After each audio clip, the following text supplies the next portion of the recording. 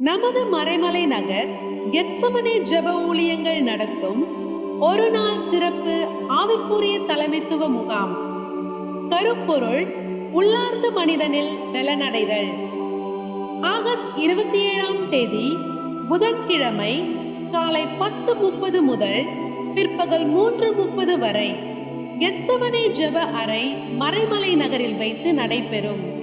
சிறப்பு தேவ செய்தியாளர்கள் ரெவரண்ட் டாக்டர் ஜான் ஜேக்கப் மற்றும் ரெவரண்ட் சாம் பாபு அவர்கள்.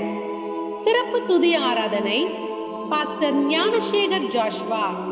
போதகர்கள், ஊழியர்கள், விசுவாசிகள் அனைவரும் தவறாமல் கலந்து கொள்ளவும்.